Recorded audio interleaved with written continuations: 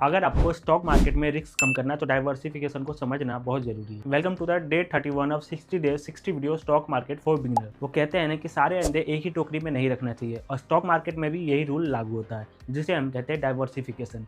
चलिए इसे डिटेल में समझते हैं। डाइवर्सिफिकेशन का मतलब है अपने इन्वेस्टमेंट को अलग अलग एसेट, सेक्टर और बिजनेस इंडस्ट्रीज में डिस्ट्रीब्यूट करना। अब मान लीजिए आप एक ही सेक्टर में इन्वेस्ट करते हैं, अगर उस सेक्टर में गिरावट आती है तो आपका पोर्टफोलियो रिस्क में आ सकता है। अब चलिए जान लेते हैं, अगर हम अपने पोर्टफोलियो को डाइवर्स करते हैं तो हम क्या अचीव कर सकते हैं। सबसे पहले आपका रिस्क कम हो जाएगा। इसमें मान लीजिए कोई शेयर लॉस कर रहा है तो दूसरा शेयर उसे रिकवर कर लेगा। दूसरे नंबर पे आपको कंसिस्टेंट रिटर्न मिलता है, क्योंकि आप अलग अलग सेक्टर में इन्वेस्ट करके रखते हैं तो हर एक इस सेक्टर आपको स्टेबल रिटर्न देता है। तीसरे नंबर पे आपका कैपिटल प्रोटेक्ट रहता है, क्योंकि आपने अलग अलग सेक्टर में इन्वेस्ट किया है तो अगर कोई सेक्टर लूज करता है तो दूसरा सेक्टर उसे रिकवर करके आपको अच्छा रिटर्न दे देगा। आपको डाइवर्सिफिकेशन के लिए इन एसेट में इन्वेस्ट करना है, जैसे कि पहला नंबर है स्टॉक, इसमें आपको हाई रिटर्न मिलता है। दूसरे नंबर पर आता है बॉन्ड्स, इसमें स्टेबिलिटी रहती है। तीसरे नंबर पर आता है म्यूचुअल फंड, जो कि डाइवर्सिफिकेशन का ही रेडीमेड तरीका है। और लास्ट में आता है गोल्ड एंड रियल एस्टेट, जो कि होता है सेफ हेवन एसेट के लिए। याद रखें कि ज़्यादा डाइवर्सिफिकेशन भी सही नहीं होता और अपने पोर्टफोलियो को ओवर डाइवर्सिफाई होने से बचे, और क्योंकि इससे आपका रिटर्न डिल्यूट हो सकता है।